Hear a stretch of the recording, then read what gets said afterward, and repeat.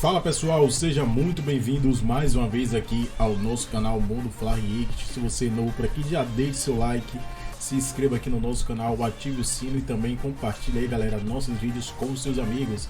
Preparei para vocês dois cortes que nós vamos reagir junto aqui, o primeiro da ESPN Brasil e também o dos donos da bola do Rio de Janeiro. Já de imediato ou não, o Rafael Marques conta pra gente, tá de volta no Sport Center e traz bastidores. Rafa.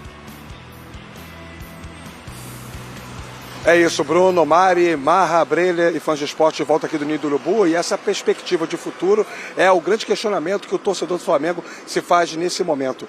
Para poder informar ao torcedor, a gente precisa antes fazer um rescaldo do modus operandi da atual diretoria composta pelo Rodolfo Landim, o Marcos Braz e o Bruno Spindel em casos recentes de trocas no comando técnico do Flamengo. Primeiro, em relação ao Paulo Souza, não custa lembrar que quando ele foi demitido no meio do ano passado, ele chegou a dar um treino pela manhã em Atibaia, já demitido. A diretoria tinha decidido pela sua saída, mas não tinha comunicado ao técnico português. Então, essas coisas não têm uma lógica relacionada à programação de treinos em si. Significa dizer, em outras palavras, que não é o fato do time estar de folga ou treinando que vai estabelecer o momento em que o Sampaoli pode ser comunicado da sua iminente saída. Chega o Dorival Júnior e quando ele sai, o Flamengo não renova o contrato e passa semanas negociando com o treinador a sua não permanência, sendo que já havia internamente uma decisão de que ele não ficaria. Veio o Vitor Pereira, o Flamengo perde o Fla-Flu do dia 9 de abril, um domingo, 4-1, final do Carioca, e o Vitor Pereira só é comunicado da sua demissão na terça-feira, dia 11, às 10h15 da manhã. Então, pode ser que nessa segunda-feira nada aconteça, como também pode ser que, especificamente em relação ao Sampaoli, resolvam antecipar um cenário que, habitualmente, a diretoria demora mais dias para resolver.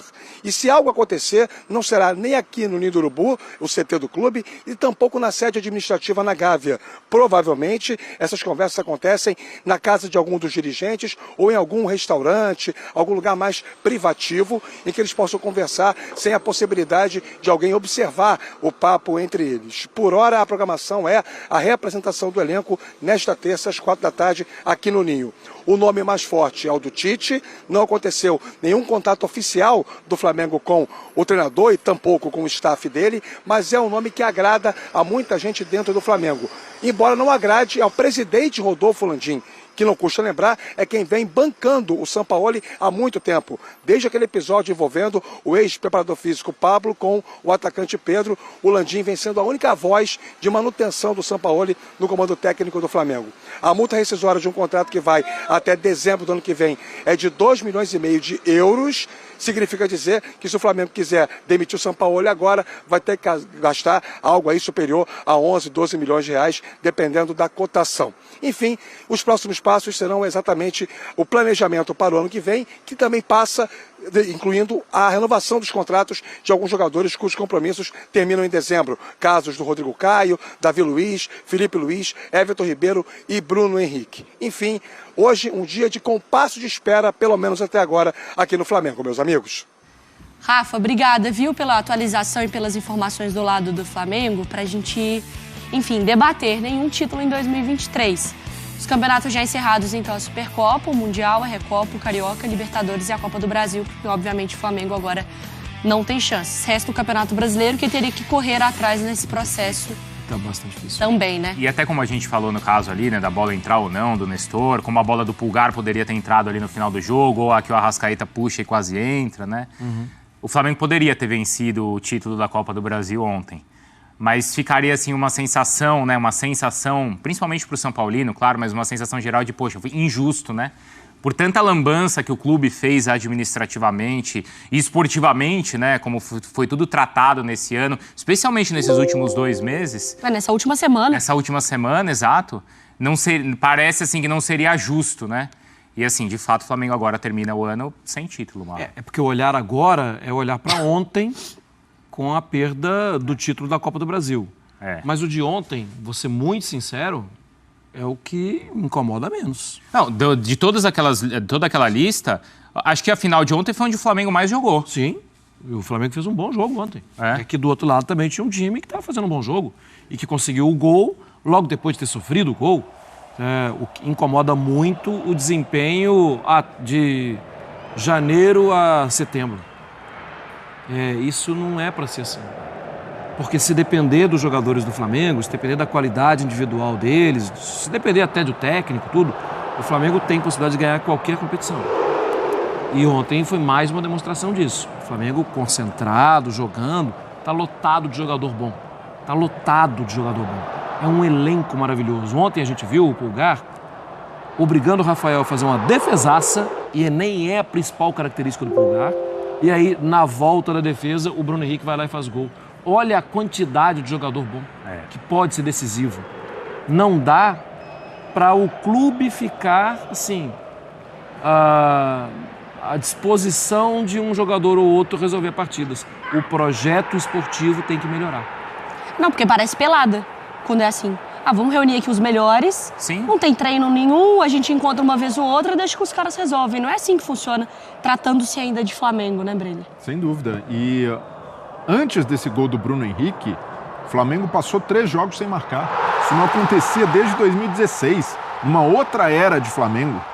O Flamengo contra o Olímpia lembrou um Flamengo que sempre dava vexame em Libertadores. A gente tinha essa certeza. Flamengo e Libertadores é uma garantia de felicidade para os rivais. A gente sabe que em algum momento o Flamengo vai protagonizar algum vexame. E o Flamengo contra o Olímpia remeteu a essa época. Então essa temporada do Flamengo, em termos esportivos, é trágica, porque de fato o time apresentou muito pouco. É uma temporada, não só por ser uma temporada sem títulos, mas pelo desempenho do time, incompatível com o poderio financeiro do Flamengo, com os investimentos desse elenco.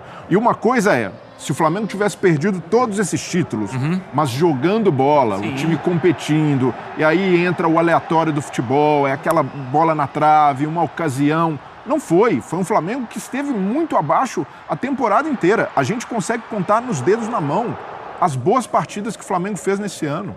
Que o torcedor olha, opa, esse é o meu Flamengo, esse é o Flamengo que a gente está acostumado a ver nos últimos anos. De uma mão dá pra contar. Partida com o Botafogo, E às vezes contra ainda o você tem que Grêmio. pensar, né? Botafogo, Grêmio. Teve uma contra o Fluminense, que foi muito boa também. Contra o Fluminense, Vou contar pela 3. pela Copa do Brasil. Copa do Brasil. Eu vou ainda contar uma que eu acho que o Flamengo fez uma boa partida contra o Palmeiras no Allianz. No segundo tempo, o Flamengo melhora. Tempo, né? Eu contei 4 aqui. Sim, mas E você não busca na memória um jogo E não bom vou do citar Flamengo, o Maringá, né? não dá para citar, porque ali era um jogo para evitar um vexame. Mas ainda assim, é muito pouco para o Flamengo. A gente olhar as atuações do Flamengo dessa maneira, precisar buscar com lupa, numa temporada, os jogos em que a equipe atuou bem. Então, os jogadores, olha a queda de desempenho da maioria. O Ayrton Lucas começou voando. Ô, Breilha, desculpa, o Gabigol foi reserva de uma final. Quer dizer que algo tá errado no Flamengo. Sim. Não que o Gabigol deveria ser o titular ou não, mas a partir do momento que o Gabigol não é você fala assim, Gabigol vai estar na lista e os outros 10. Que ele não entra, quer dizer que assim, caramba, a fase não é boa mesmo, não. E nem desperta uma grande comoção. O Gabigol no banco, numa final, em outros tempos, seria um escândalo. Não. Nesse caso, o torcedor já estava... O torcedor já estava resignado. O torcedor já estava ali, tá bom, também não está fazendo por merecer. Então, pelo conjunto da obra, é uma temporada para se esquecer, mas que dificilmente será esquecida, porque o que a diretoria do Flamengo plantou, o Gabigol falou, né? A gente não plantou nada, não colhemos nada. Mas a diretoria do Flamengo plantou sim, plantou tudo de ruim que está colhendo, porque as escolhas que fez foram direcionadas nesse aspecto. Foram resultadistas, foram populistas, simplesmente pensando mais no aspecto político do que necessariamente técnico. A diretoria do Flamengo, nesse momento, está mais preocupada com o extracampo, está mais preocupada com a sobrevida do presidente Landim do que com os resultados do clube. Porque o trabalho foi ruim, né, do Sampaoli. No Atlético ele não ganhou título, não ganhou o Mineiro. E no Santos ele não ganhou título, mas os trabalhos foram bons, não foram, Mar? E deixaram caminhos, né? Deixaram bons caminhos, times bem organizados, talvez ali alguns problemas de relacionamento com algumas pessoas. Até contratação de jogadores, assim, que indicados por ele, né? O Sampaoli é uma pessoa difícil, eu acho que eu estaria sendo até educada. O São Paulo tem muitas questões de convivência. O São Paulo, ele precisa aprender a conviver, ele precisa respeitar as pessoas que estão no clube, a torcida, o país que ele está. A essa altura da vida, acho até difícil de tudo acontecer. Bem, mas paralelamente ele entregava um trabalho, né, Marra? Do sim, tipo, sim. Esse cara é chato, esse cara é sem noção, esse cara... Mas ele é bom demais. Os caras estão jogando. Como que eu falo isso pra torcida que eu vou tirar? Agora, chegou nesse ponto que nem isso a gente via, né, Marra? Sim, sim. Me dá uma sensação de que sempre que ele precisou surpreender, ele surpreendeu. Sempre que ele precisou confirmar, ele não confirmou. Na seleção da Argentina, no Flamengo, ele não conseguiu confirmar. Na Europa mesmo, né? Não, aqui no... Quando recebeu o melhor elenco no Brasil, ele fez o pior trabalho. O Flamengo é disparado o pior trabalho do São Paulo no Brasil. Então, mas isso não tem a ver só com o técnico. Ele decepcionou. Isso daí é um fato, ele poderia ter feito mais. Mas olha o que já era a temporada do Flamengo antes do São Paulo. Com o Vitor Pereira foi um desastre. O Vitor Pereira chegou com cartaz, aquela final que fez com o Corinthians. O Flamengo não rendeu nada com ele. Então, esse problema vai além do técnico, vai muito além, é mais profundo e, por isso, a grande responsabilidade do São Paulo, mesmo saindo, não é do técnico, é de uma diretoria que não ofereceu os ambientes ideais para todos os treinadores. Nem o Dorival encontrou, nem o Dorival. Mas aí eu acho que vale também o reconhecimento do que o Everton Ribeiro falou na entrevista ontem na Zona Mista depois do jogo. Porque ele foi questionado, assim, né, levantaram a bola para ele falar mal da comissão técnica e do técnico. E ele falou assim, os jogadores, eles também têm responsabilidade. A gente está junto na vitória ou na derrota e ele também reconheceu que os jogadores ficaram devendo. Agora tem essa questão do Tite também, né, Mari? Só um detalhe, só para falar de jogador, me chamou a atenção o Bruno Henrique, como ele cai no choro ontem. Existem especulações de que ele possa sair, independentemente para quem seja, mas até a questão de chegar num acordo ou não de contrato de renovação. Me chamou a atenção, não é uma informação, mas assim, me chamou a atenção a forma como ele reage. Ele cai no choro, os companheiros chegam para acalmá-lo, então uma sensação talvez de uma despedida frustrante. Veremos nos próximos capítulos. Tem um contexto para ele também, por causa da lesão, voltou esse ano. Claro, faixa de capitão. Ele queria muito. Foi uma interpretação minha do momento. Mas aí, beleza. Climão, deprê, tristeza, bagunça, não sei o quê.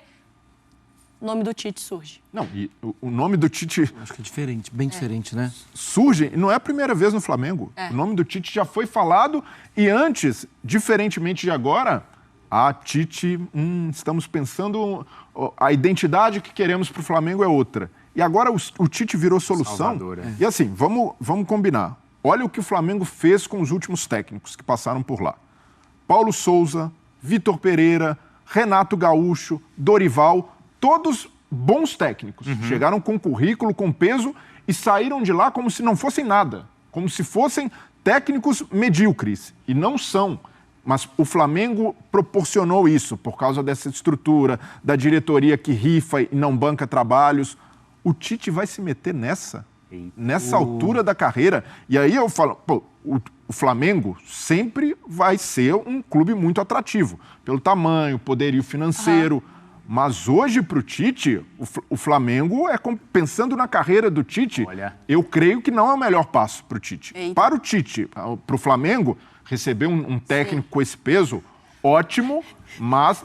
Não, e aí... O último que falou isso se deu mal, hein? Breler, ir pro Flamengo hoje é regredir na carreira. Eu não serei tão ousado... Você acha? Agora é só fala, Mari. Você acha? Não serei tão ousado como nosso amigo Pai Vicário de dizer que o Flamengo é um passo atrás na carreira. Jamais será para qualquer treinador. Mas o Tite hoje merece coisa melhor. E não é coisa melhor por causa do clube, do Flamengo. Sim. É por causa da diretoria, desse ambiente. E tem um ingrediente a mais. Flamengo tem eleição no ano que vem. Essa diretoria com eleição vai conseguir bancar? A gente já viu esse filme, hein, Mari?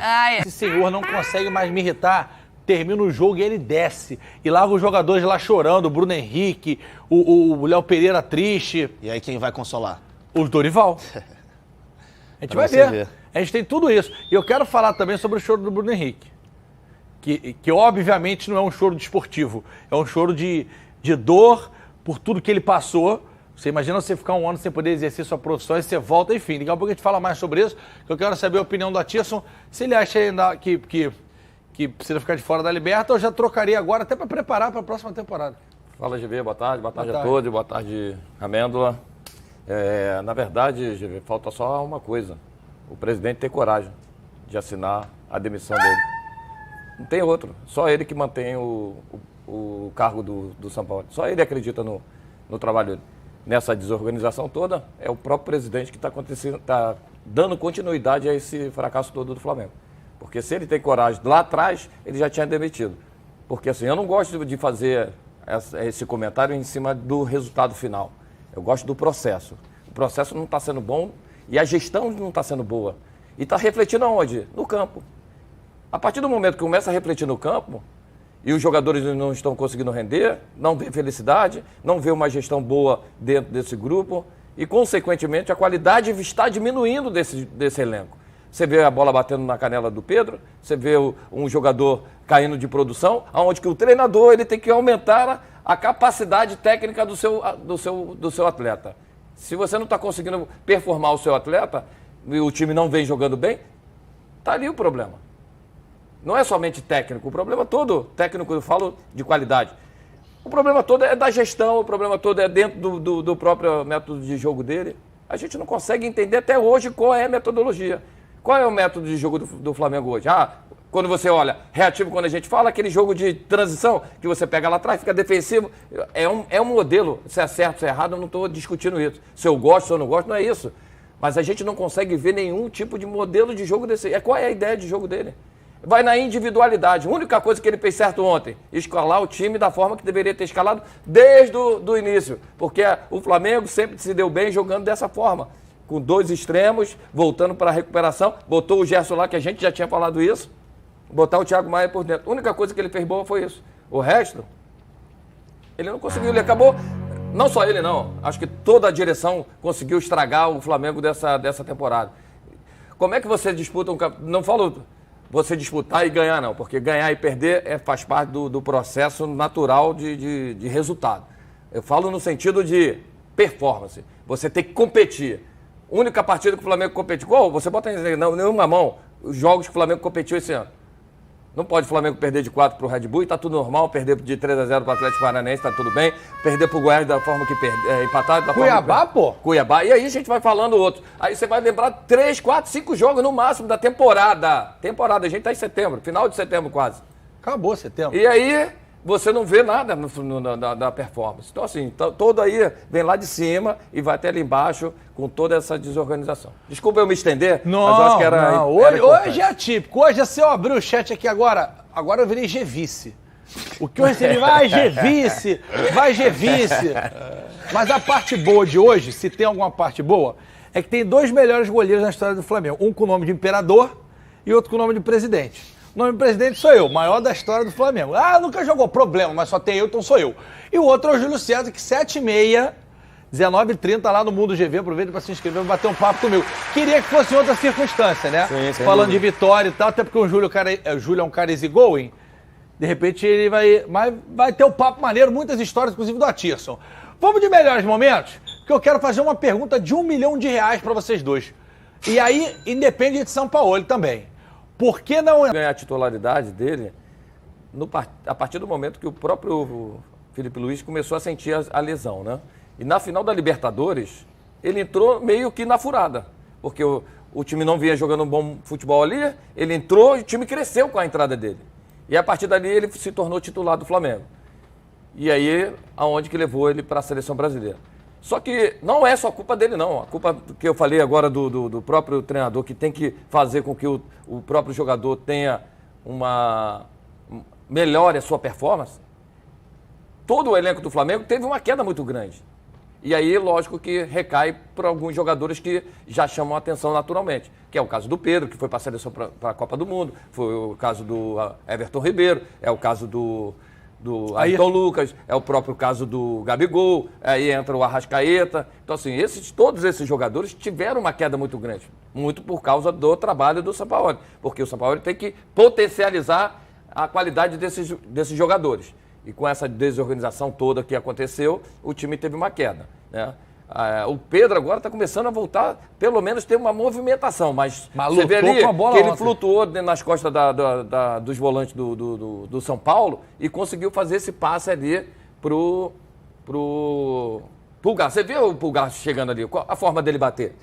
Pô, de 3 dedos, exatamente para tentar tirar do goleiro com Por curva. isso que eu achei que aquele gol ele fazia com o pé mas aí foi a bola vindo de frente, ele não estava rasteira para ele.